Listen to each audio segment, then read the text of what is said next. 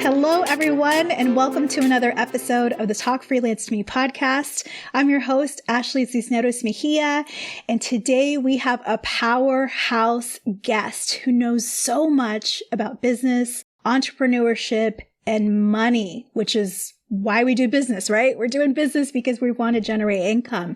Please welcome financial advisor, Christina Gamache.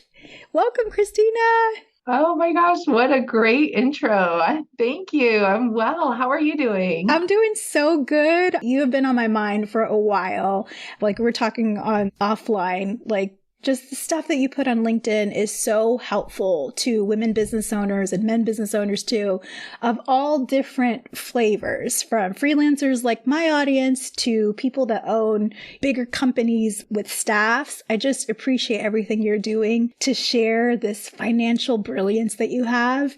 I'm thrilled that you're here today. Oh, thank you so much. I'm happy to be here. This is great. I was listening to some of your other podcasts, and you have some wonderful guests that come on to your podcast. So I think that's just a testament to you as a host. Thank you so much. I've been wanting to have someone with your expertise because I think, there's so many people in this like post-pandemic, post-Great Resignation era that we're in that are wanting to tap into entrepreneurship, but the money, they're worried about money. They're worried about leaving their full-time job. How do they transition so that it makes sense? And so much of what we do and the decisions we make as business owners, it really ties back into everything that that's the finances and looking at those reports. That's how we take the temperature, right? To see if this business is viable, healthy.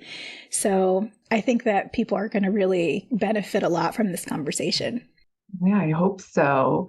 Yeah, there's so much we can talk about, but I know you have questions. I do. And before we dive in, Freelance fam, I always give you a little bio just so you can know more about Christina. So I'll read a little bit from it here and then we'll dive into questions.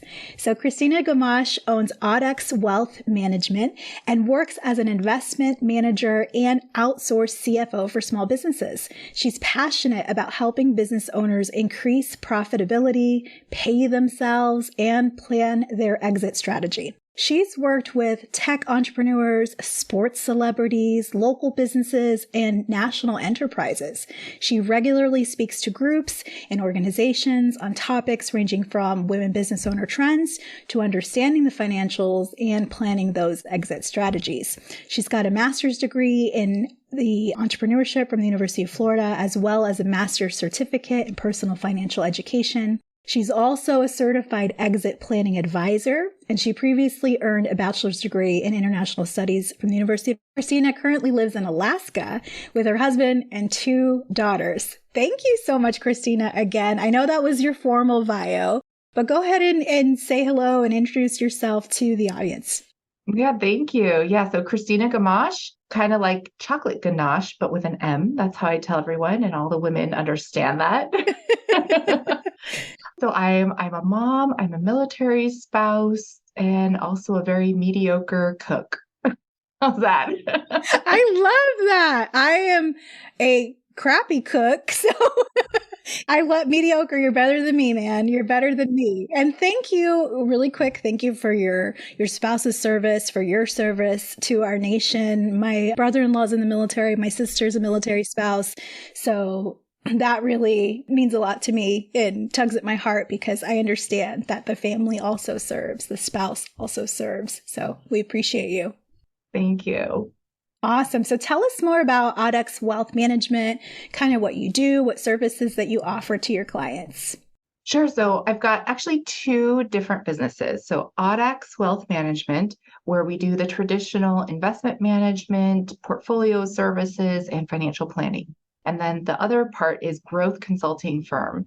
And that's where I do the consulting and outsourced CFO services for the small businesses.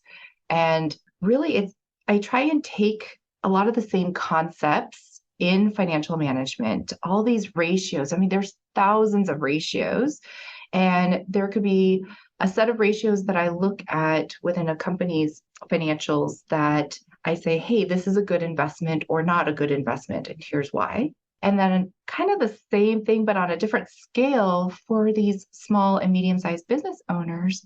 But I'm like, this is what you're doing right in your finances. This is what needs to be improved. So kind of the same thing, but very different applications.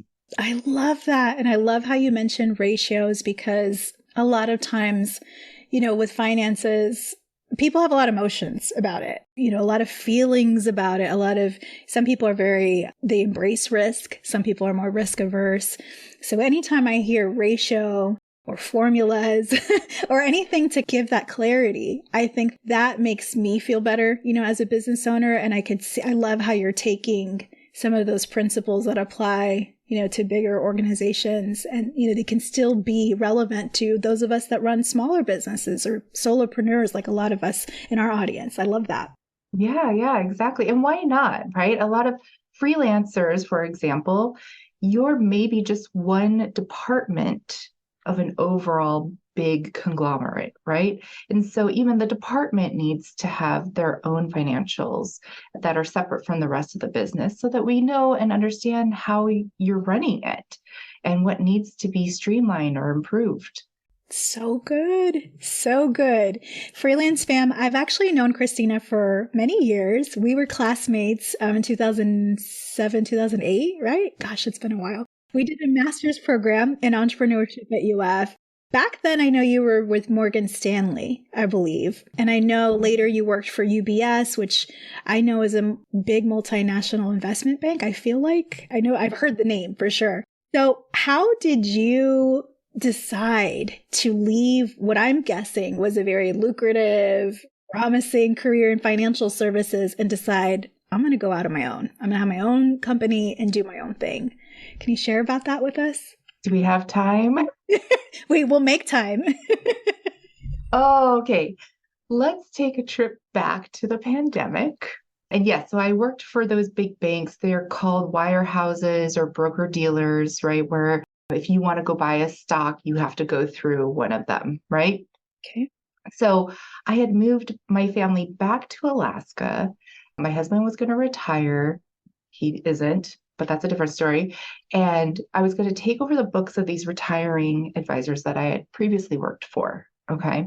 And then the pandemic hit, and two things were happening. I mean, a lot of things were happening right under the surface, but two major things. First was I was now a working mom and I was unable to control any of my work. So I had a kindergartner and a second grader at the time, and I was having to put my kindergartner on Zoom, which was not fun. Do you remember that? Am I triggering things? I do. I'm feeling a little triggered. I might need some chocolate. Where's the ganache you mentioned? So I was figuring all of that out. My husband had to actually go into work because you can't defend a country from the computer. I mean, you can sometimes, but anyway. So I was the one that was having to do everything, but I was the only one in the office that was a working mom.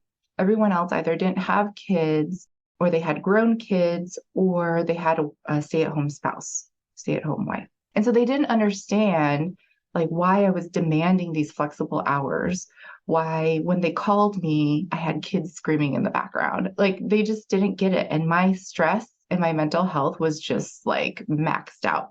So that was one.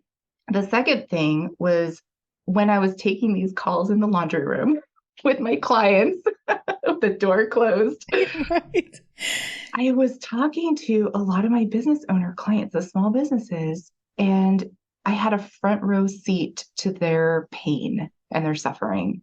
They didn't have their financials in order. They didn't know how to apply for the first round of PPP loans.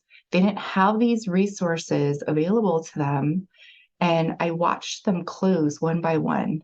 And they were maybe in their 50s or 60s. They could have gone on longer, but they just didn't have the resources. And working for the big banks, a lot of the times our hands are tied. Like I can't say certain things. I can't do certain things because, as I say, like someone's peed in the pool before, and so it ruins it for everybody, right? So for good reason, there's all these rules and regulations, but I was getting really I guess, frustrated and upset that they were all having to just liquidate their assets, right? Like, who wants a printer? I have one for sale, and that's my retirement. So I left. I said, you know what? I'm going to go do this thing on my own. And I did. And here we are 3 years later, if you can believe it. Oh my gosh. I can't believe it's been 3 years since that time in our world's history. But that is incredible. What an incredible story that I think so many parents, especially women, moms, can relate to. I feel like that's one of the reasons why I'm so passionate about entrepreneurship and freelance work, because I feel like freelance it's a first introduction. It's accessible to women, to caregivers who want to experiment with this entrepreneurship life and taking entrepreneurial principles and applying it to whatever it is they do for a living, to create a work environment that actually works for them. Because even when you were speaking, I can imagine that so much, the stress that you felt just from being a mom and working, but then the global pandemic, but then also trying to shush the kids, and an industry like that where clients are giving you money and you're helping them figure, I can imagine that they're stressed out about that. So they're maybe not be so understanding. Maybe they're not as forgiving. Maybe, that's a lot of stress. So, and then your story about understanding the pain, like, oh, that hurts my heart to hear of these business folks that have given their lives to their enterprises and have a printer or liquid, like the liquidation is the only option they have to get something from this, literally their life's work. Gosh, that's an incredible story, Christina. Incredible. Oh, thank you. Well, I think it was Teddy Roosevelt said, never let a good crisis go to waste. So, yeah. And that's why, a lot of businesses have been born in these very fertile grounds of crisis, right? From 2008 and the Great Depression, even take advantage of what's out there. So true. We've got to make that lemonade. I love it. I love it. And when you talked about having that frustration or those feelings about knowing what advice would help these business owners, but not being able to because you worked in a very regulated industry, I was looking at your information, and I know you're a registered investment advisor, or RIA.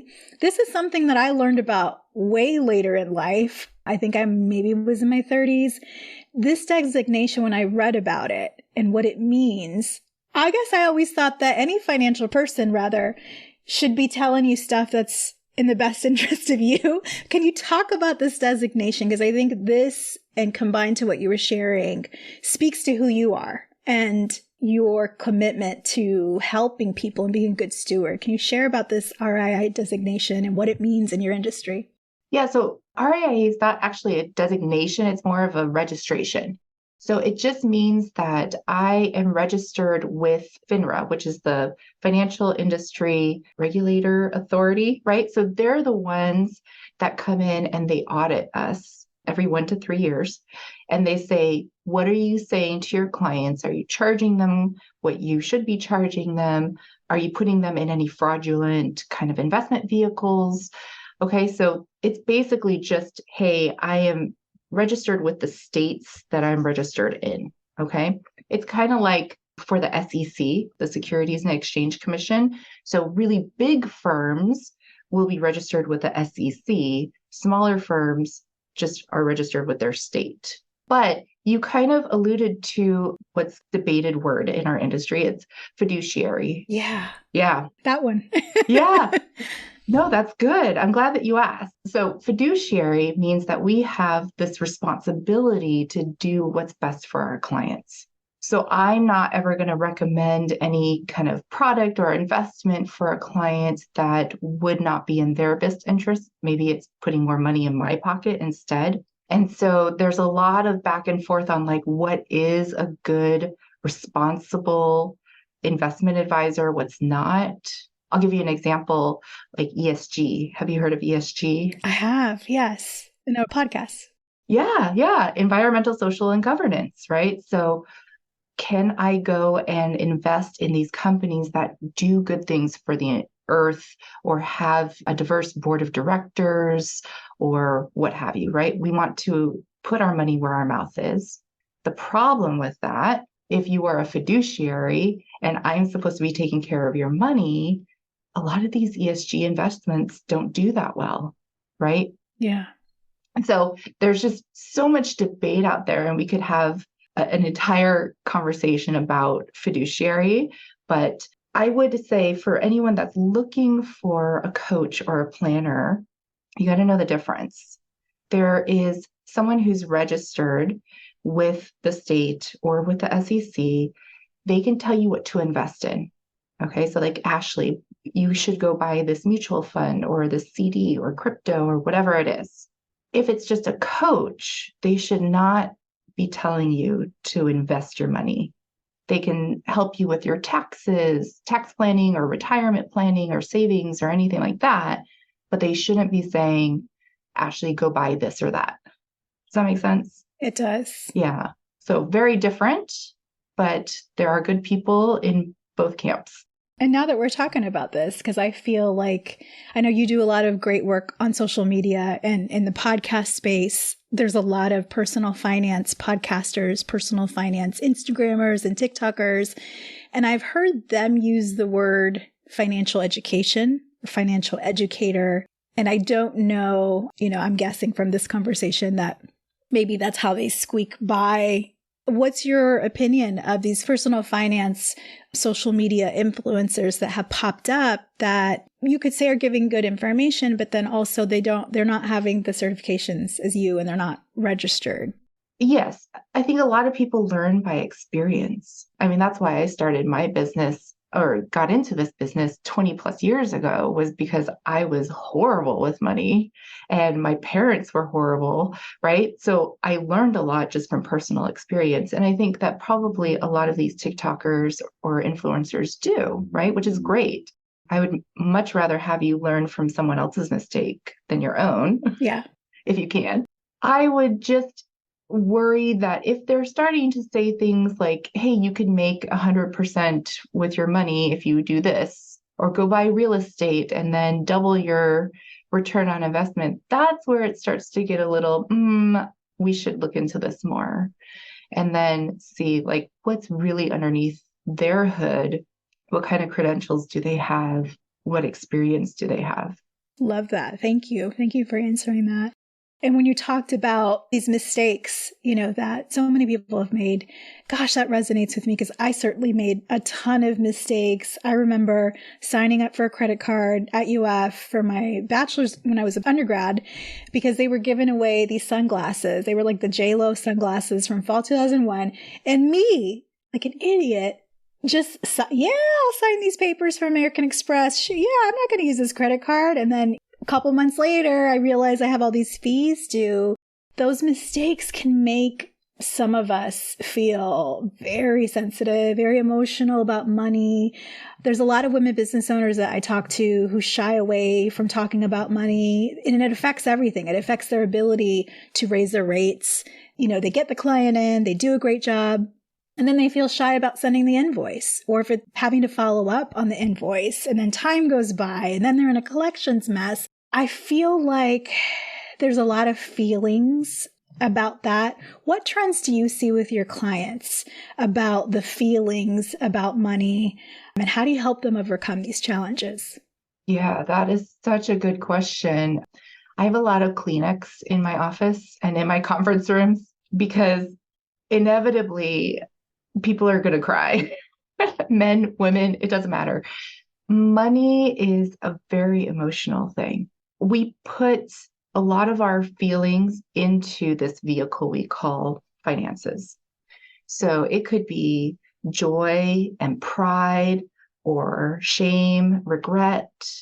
We put it all into this thing we call money. So if we look at it from like the trauma standpoint, so trauma with money is anything that's like you get distressed or your heart rate starts to rise or you start to sweat a little bit if you even think about all the things you have to do with your money.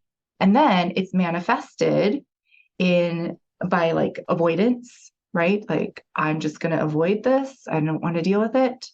Or you're hoarding it. You're like, I'm just going to stash it away and then not do anything with it. Or even like compulsive spending or overspending. I mean, we would just go in college, like go to happy hour and then we would go spending. We go on a shopping spree. Not healthy. Don't do that.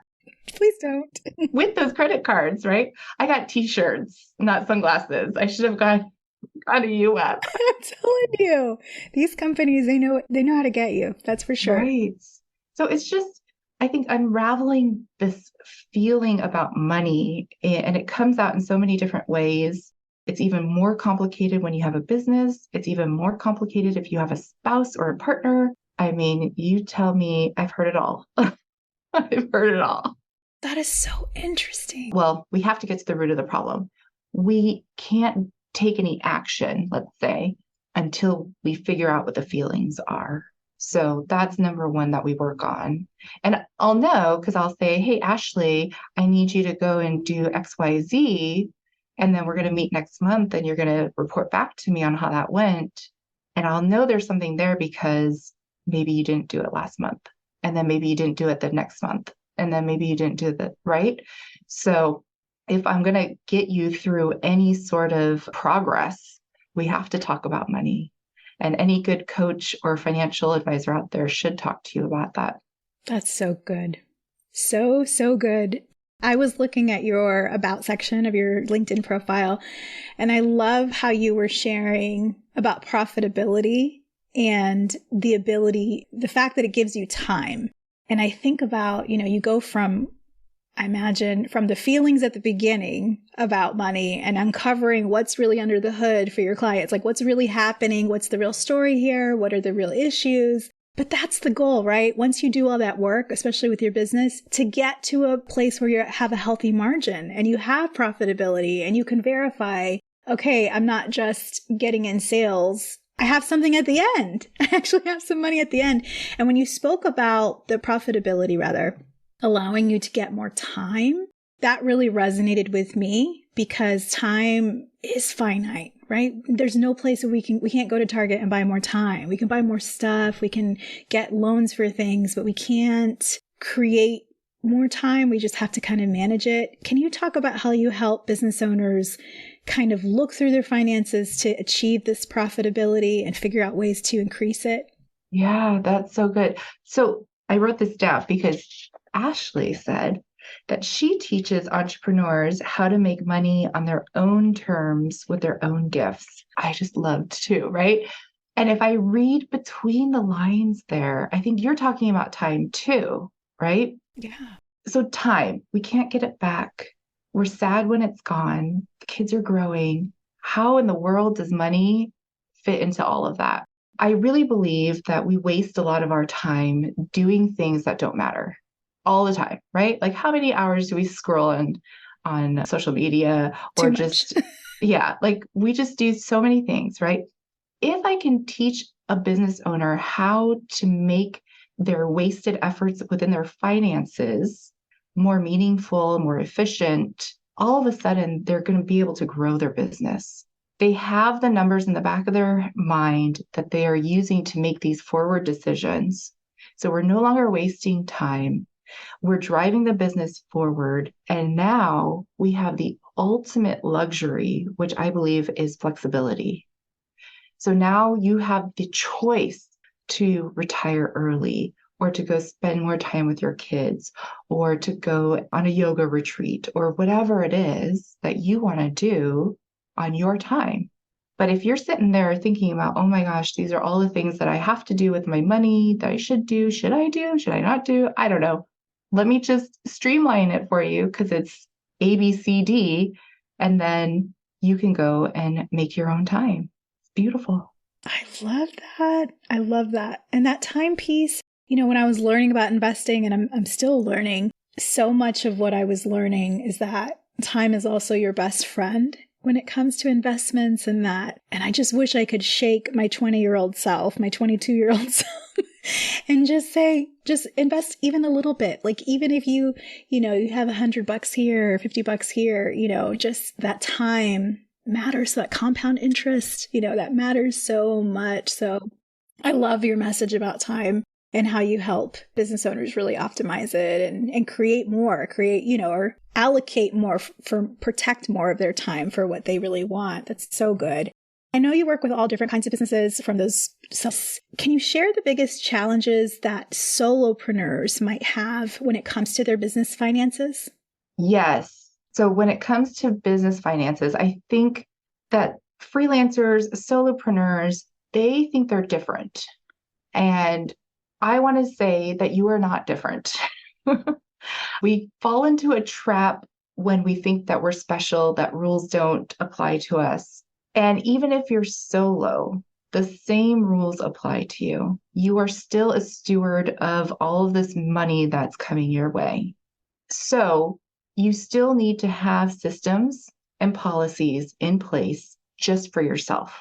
So one thing that I help a lot of companies do is write a finance manual, or sometimes they have an investment policy statement. And these are just guidelines. They're like, what are those? The bumpers on the bowling alley for the kids, right? Like they just keep you going in the right direction so you don't fall in the gutter. So you should have your own guidelines. You should say like, hey, I'm going to keep this much money in the savings account for emergencies. I'm working towards buying my own building. So I'm going to start putting this much money away so that I can have 20% down when it's time. Or I'm not going to invest in anything that is too risky. So maybe I'm not going to say cryptocurrency right now, right? So you should have these things and they should be written down for your solo business. And it's just going to keep you on that path going forward. Very cool. I love that. And I love that too, because I think there's two lessons there. It's like, yes, you're still accountable for everything that the big businesses are accountable for, with the IRS, and we don't get a pass just because we're a little business. But then also I think the empowering part is that we can take these same principles, these same ratios, these same best practices like you're sharing with the manual, and treat ourselves with that dignity and respect that we would. So not saying I'm a small business or I'm a solo, maybe just saying I have a business. Here's the way that I'm going to run it. I can see definitely two sides of that. And that's great. I love it. Yeah. So good. So freelancers by nature, we tend to like to do stuff by ourselves and kind of go our own way. Why is it important for freelancers to get professional assistance from someone like you when it comes to our business finances? So I would say not just finances. Okay, here's another pitfall that many freelancers fall into. They end up talking to themselves all the time. Yeah. I know, because I've been there. Like, hey, Christina, I think this is a good idea. Yeah, I think you're great. Just having a staff meeting over here. It's talking to myself. Yeah, we're okay. But I think it's so important to get other perspectives out there, right? And that's why you have this podcast, is because you're bringing these minds together to feed your audience. Like, here's a new idea. Don't be stuck in your own head. So whether it's, if you're not good at sales and marketing, you should go find someone that is good at sales and marketing, right? They've already weeded through all of that noise out there. They know exactly what to do, right? So that you don't have to waste more time weeding through that information yourself, right? So if you Google something like, how should I save money? You have thousands and thousands and thousands of hits, right? You can click on so many things. You can get lost in cyberspace. How do you know what's right for you? You go to an expert in financial services or in operation management if you need to write down your operation manuals. I don't know. Whatever it is, if you're not the expert in it, why are you trying to be the expert? And unless you have like that passion for it, but like social media, I hate social media. So the very first thing that I outsourced was Amanda, my social media person, because I said, I don't like this. I don't understand what all this stuff means. Like, what's the difference between a reel and a story? I still don't know. Like, you go do it. Exactly. Yeah. So it takes a village, I think, to raise a child, right? It's the saying. And your business, even your solo freelance business, is your baby, right? So get the help that you need. Awesome. Thank you so much. The nature of freelance, when we're looking at finances, one of the biggest things that I hear is that challenge with cash flow. Because it's feast or famine, there's a lot of unpredictability. Can you give us some tips about budgeting for your business as a freelancer? Yeah, that's a good question. And so let's go back. Like, you're not any different than a big business, okay? When it comes to budgeting, you should be setting your budget every fall for the next year. So this is perfect timing, Ashley. Everybody should be out there like a big CEO and having the budget discussion, even if it is with yourself in the corner, right? So you need to look at all of your expenses. So I tell everyone, go do this. You're going to hate me for it, but you're going to love me at the end, okay? Go and download all of your expenses from the last 12 months. It's a lot. And if you have different accounts, it's going to be a lot, right? So credit card, checking, savings, wherever you pay money for your business, I really hope that they are separate accounts. Have a separate account just for your business. And you're going to go through it and you're going to categorize into 3 buckets. First one is needed. Like, I need this money to run my business. Without it, I would be dead in the water. Okay. I'm not talking about the Starbucks coffee run. That's not needed, right? The second one is your nice to haves, right? I took Ashley out for coffee. It wasn't needed, but it was really nice to have. I really want to be able to do that. Okay. That becomes all your discretionary spending. And then the rest of it, I want you to take a big red marker or whatever it is and just get rid of it. That is all the stuff that you just don't need in your life. You should be a lean, mean money machine. So operate with less. And I'm sure we'll hear about it soon. There's always companies laying people off. There's always employees that are having to do more with less. And I want you, as the CEO of your solopreneur company, to do the same thing. How can you do more with less? Force yourself to innovate and to think of creative ways to accomplish the same thing. So that's my budget tip. I call them financial burpees, and everybody hates me for it. And the reason I do is because, okay, burpees are like the ultimate full body workout, right? They are. They're efficient. They are you burn so many calories by going down and doing just one burpee, right? It yields great results. You may not like it in the moment, but you are stronger and your heart is healthier because of it. And so these are financial burpees because you might not like doing it, but it's only once a year. Yeah. Do it and you will be healthier for it. That's so good. Freelance fam, I hope you're taking notes. We've got some homework. We've got to work on our budget for 2024. I love it. And I think there's so many expenses like subscriptions, little apps that we may not even need. But by going through this process, we might be able to uncover, oh my goodness, I forgot I still had that. I need to go cancel that service. So definitely essential work. Can you share with us some tips along those lines in regards to forecasting when, again, freelance is a little bit more unpredictable than other types of businesses? How can we do some forecasting to help us plan for the future? Yeah. Okay. So it kind of depends on how long you've been in business. If you've been in business for 3 years or more, that's the ideal kind of frame to do this analysis. If you've been in business less than that, then we're going to have to do a little bit more work. But let's say you've been in business for 3 years, you can go back and look. Every month, what is your revenue coming in? And you're going to look for the dip. Okay, everyone has natural dips, right? Slow seasons. For example, my slow season is in the summer because here in Alaska, everyone disappears. I disappear. We go camping, fishing. We just like do all the fun things, right? So my slow season's like 2 to 3 months. So I look and say, okay, this is the minimum threshold that I tend to make in the summer months. And it lasts, let's say, 3 months. So I go and I establish a capital reserve or savings account for those months, anticipating that it's going to be slow and I'm not going to have to stress. I can still go and enjoy my summer. And I know that I don't have to put it on a credit card or get a loan. I could just dip into my savings and then replenish. I can still pay myself. I can still pay my bills. Everything's going to be okay. And then when the revenue continues back up in the fall or in the winter, then that's when I know I just go and replenish that savings account. Okay. So look at your past performance for future trends when you're doing forecasting, which is not what you do when you're investing.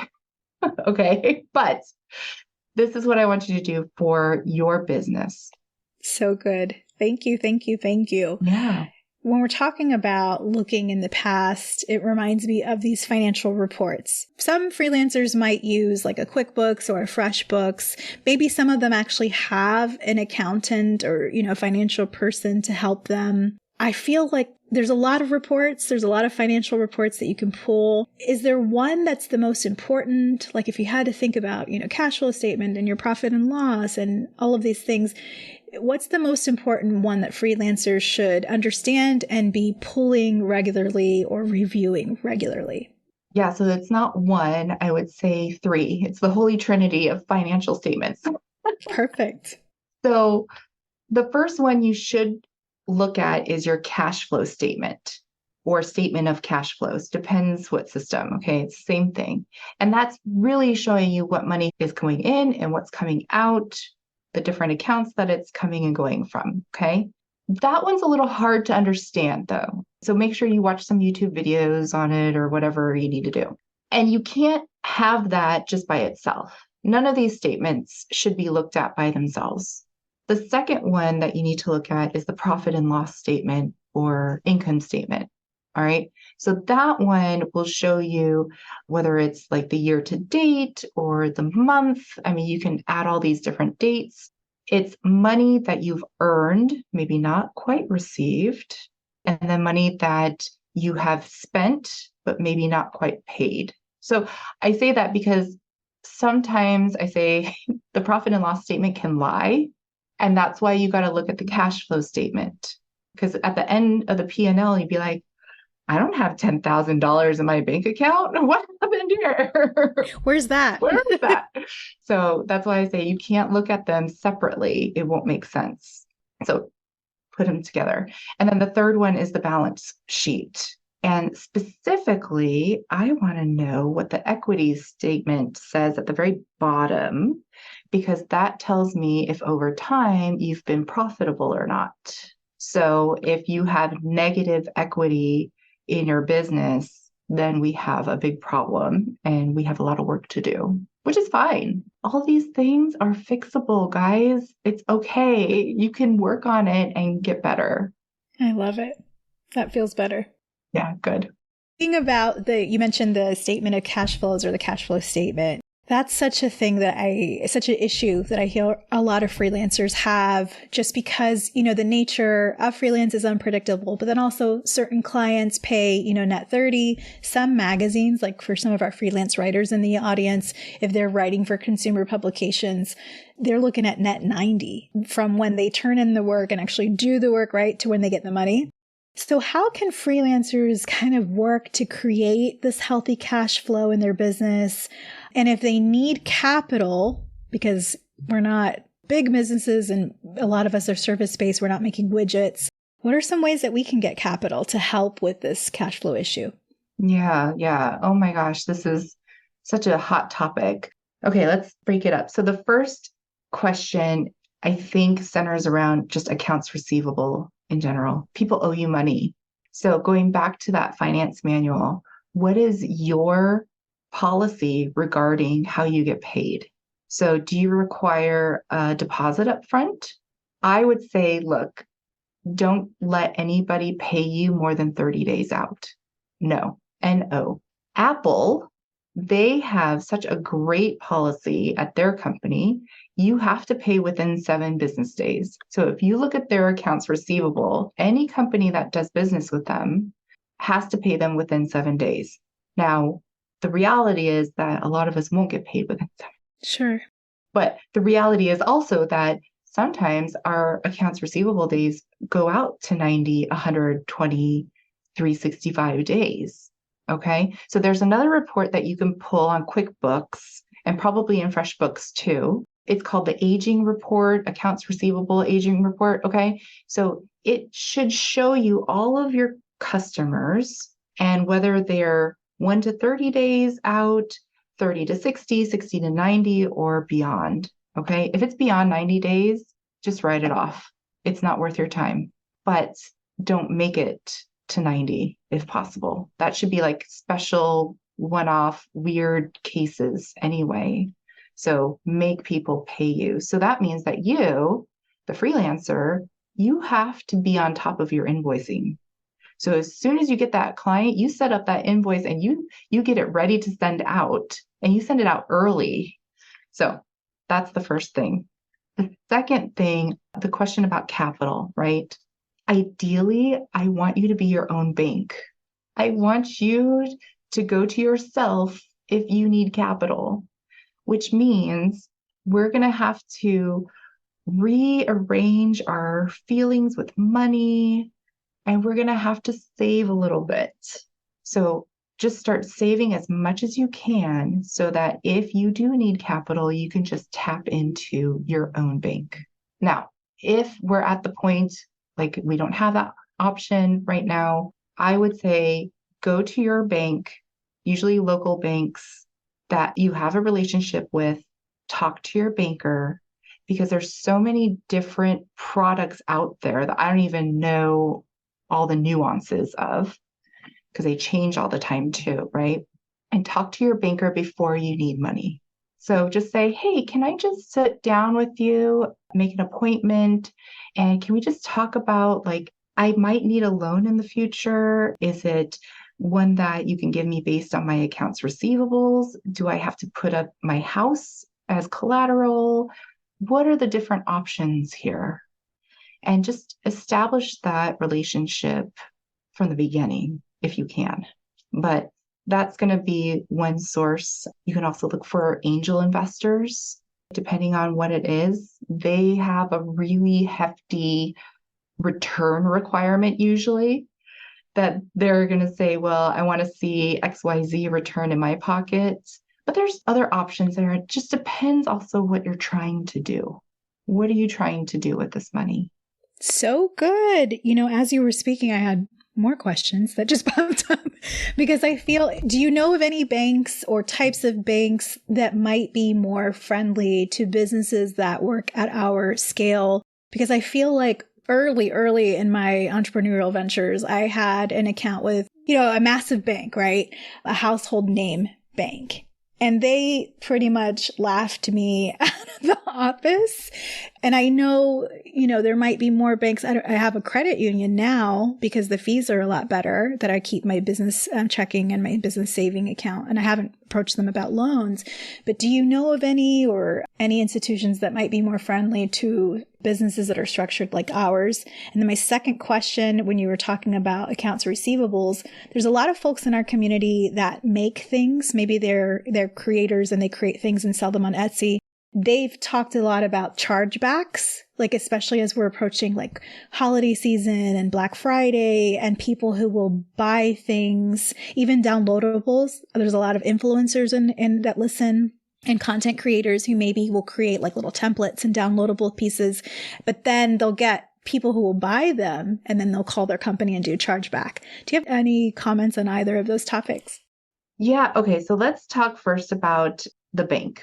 I would say go to like your local chamber of commerce and look at the banks that have been very active in the chamber activities, right? So if they've got like monthly meetings or if they sponsor certain events or that kind of thing, go and approach those companies first, those banks. And just because you get a no from one bank doesn't mean that you'll get a no from another bank necessarily, okay? I would say typically, not always, but typically the smaller local banks, like the credit unions and stuff like that, they tend to be more community oriented, right? So you might get more of a friendly face with them, I guess you could say, right? So even if they said no, they could do a little bit more education. So start there with the local banks or with the banks that you already have a relationship with. I think we really do have this responsibility to make the economy run. but we should do it with the utmost respect and high standards. And, we should be good people. Come on, people. Golly. I would say, look, if you see a pattern in your business that this is happening a lot, then we should take a look at why it's happening to you.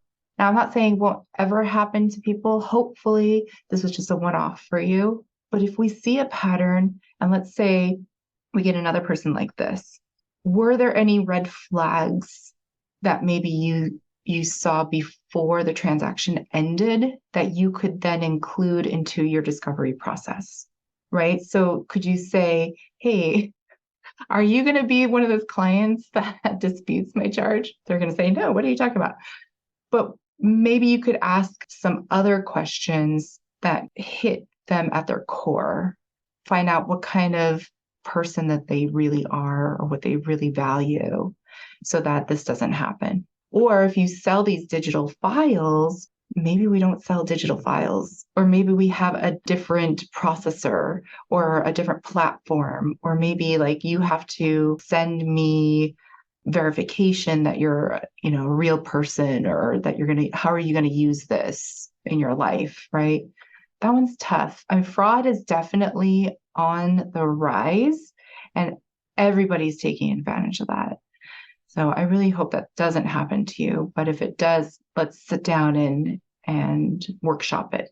Love that. Thank you so much. I know the listeners will be, because a lot of times there are red flags, and even just that first intake conversation, that first consultation, and just that the person, maybe they're not serious, or they don't seem serious, or they're not committed to the process, or they'll say things like, I was talking to a graphic design friend, and she was saying, whenever she gets a would-be client and they say, I can't find a graphic designer who's worth their salt. I've gone through 10.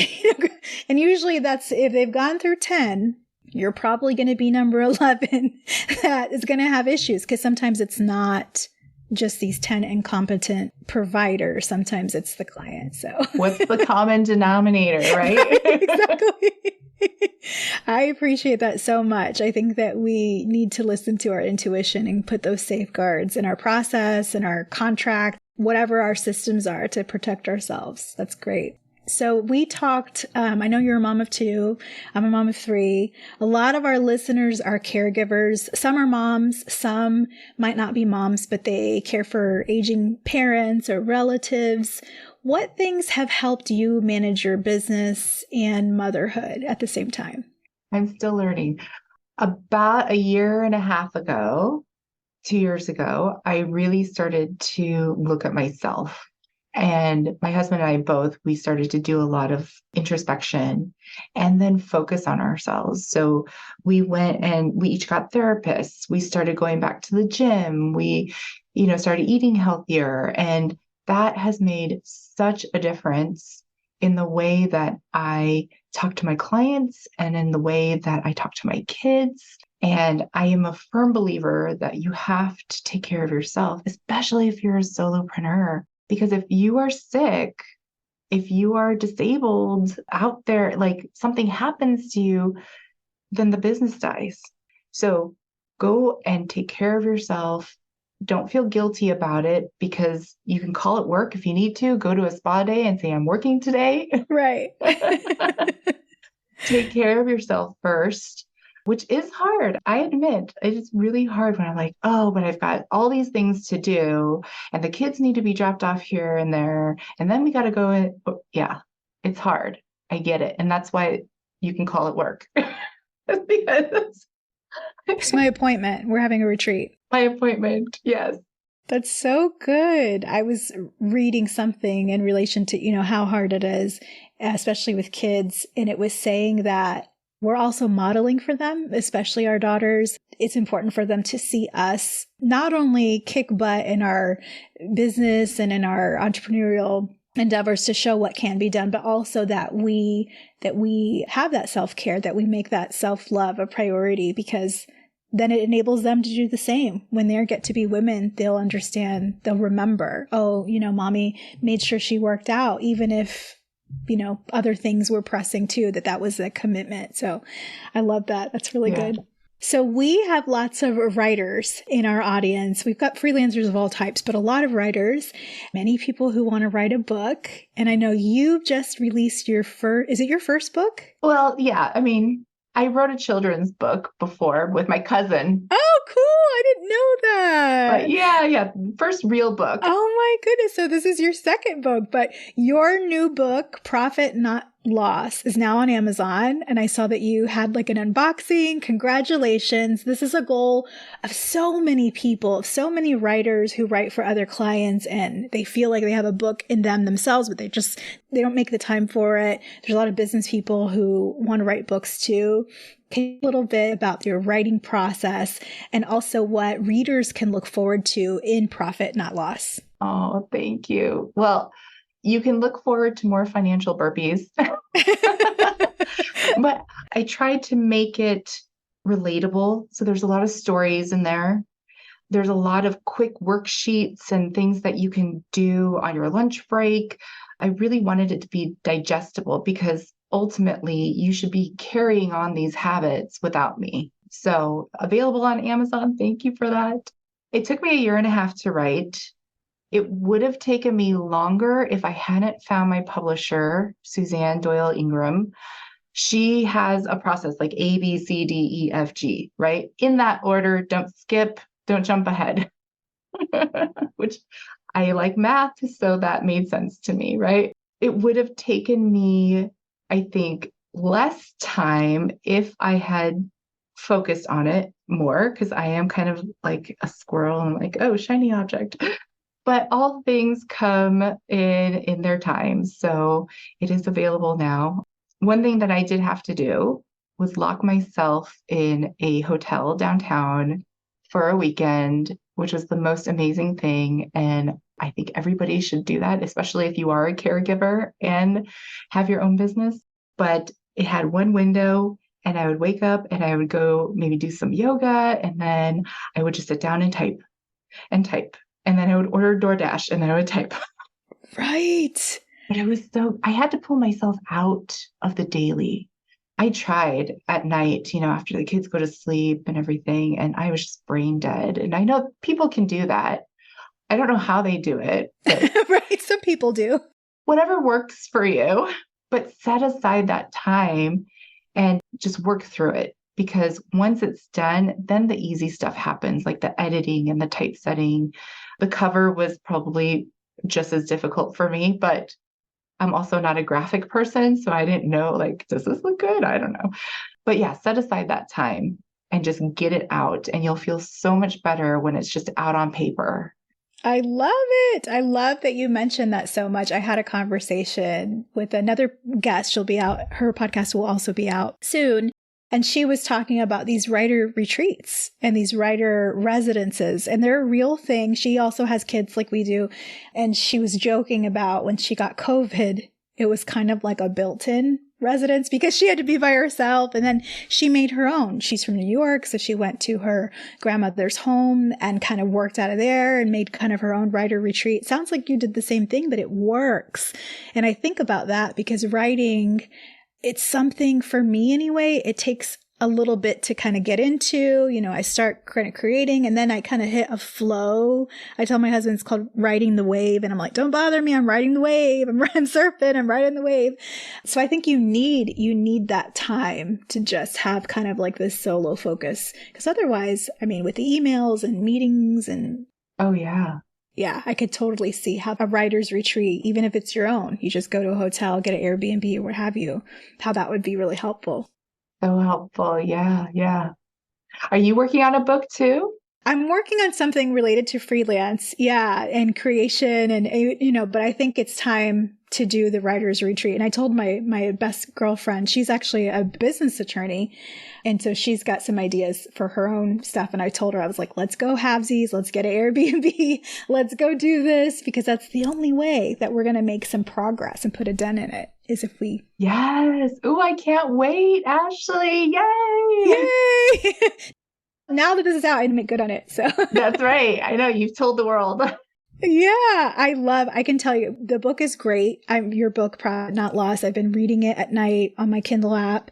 I love that because I can just, read a couple of pages as I'm going. When you're talking about the holidays and celebrating Lunar New Year and getting the money in the red envelopes and how meaningful and how beautiful. Gosh, I just loved that. I loved that, how you explained that. It was very beautiful. I could see it, and it just sets the book. It just makes me feel positive. I think, like we talked about, all the money and all the baggage people can have about money. What a great illustration from your own memories and your culture about how joyful money can be. And Yeah. I just loved it. So awesome. So you've done a lot. You've had this successful corporate career. You've started your own business. You've written a book. You're a military spouse and a mommy of two. What's the biggest lesson that you've learned in your professional experience that could help some of our listeners? Oh, it's true that the older I get, the more I realize I don't know as much as I thought I did. Ain't that the truth? And I think it's just that continual learning and trying to improve on things, right? Just like when the kids are growing up, like you think you master a certain stage of their life and then they grow up overnight and you're like, yeah, I have to learn how to be a parent all over again. Same thing with your business, right? Every stage of the business cycle, you're going to learn new things. So put yourself out there, I think, and don't be afraid to fail. So there's Sarah Blakely, the Spanx lady, right? She's awesome. She is amazing. And one of the things that she has said in several interviews that I've seen her do, her dad at the dinner table would always ask, how did I fail today? How did you fail today? Because we wanted to turn that failure conversation around into a learning experience, right? So not like, what'd you do today? Or, oh, I got an A on a paper. Oh, good job. Like, how did you fail? What did you try to do that you did not succeed at? And then what did you learn from that? And I swear that's my every day. Like, I tried this. Oh, that didn't work. Okay. Pick yourself up and try something else or try the same thing again, because maybe you just need to get better at it.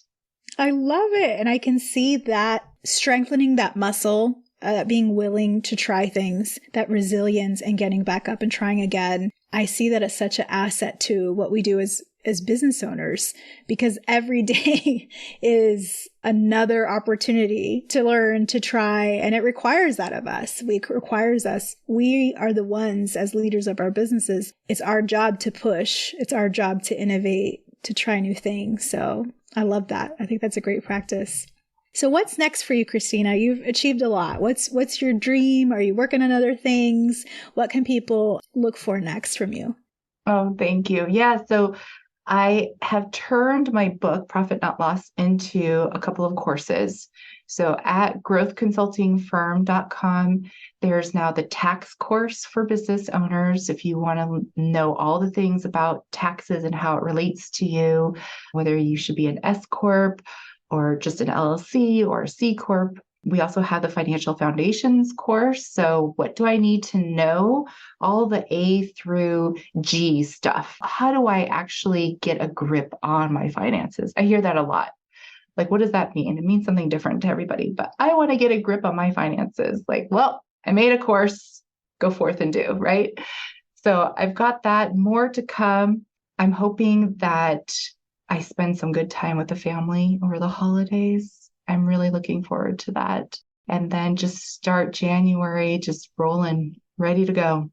I love it, Christina. I'm definitely going to put those links to your courses in the show notes, and a link to your website and a link to the book so that people find you online. Can you tell me your handles? Because I know people are going to love your message and want to learn more. Oh, thank you. Yeah. So on LinkedIn, I believe it's C. Gamache, Christina Gamache. And then you can follow me on Instagram at Audax Wealth, AUDAX Wealth. So that's it for now. Thank you so much, Christina. Thank you so much for your time today, your insights, your way of explaining this world of finances.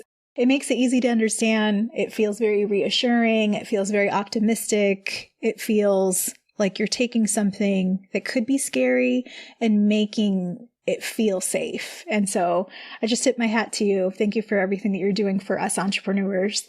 And I appreciate you being on the show. Thank you. Thank you for having me on the show. This was a lot of fun. We could have gone on for hours. We could have. Yeah. We'll have to come back. We'll have to come back maybe in 2024 and do an update. I love it. That'd be fun. Thank you so much for having me. Thank you. And with that, we've come to the end of another episode. Please make sure you hit subscribe if you haven't already done so, and give me a 5-star review on Apple. This will help out a lot in getting the word out about this brand new podcast. I invite you to check out the show notes and also grab my free Niches Get Riches freelance writing worksheet to brainstorm the best niches for your writing business. If you're not a writer, you can still use it to get business ideas. And until next time, this is Ashley at Talk Freelance to Me. Don't forget, we all get this one precious life. Don't constrain yourself to a box that you were never meant to fit in. It is your right to profit from your own creative gifts. This podcast was created by Ashley Cisneros Mejia. Our music was composed by Donna Rafael of World Instrumentals. Talk Freelance to Me is a product of Phoenix Creative Studio.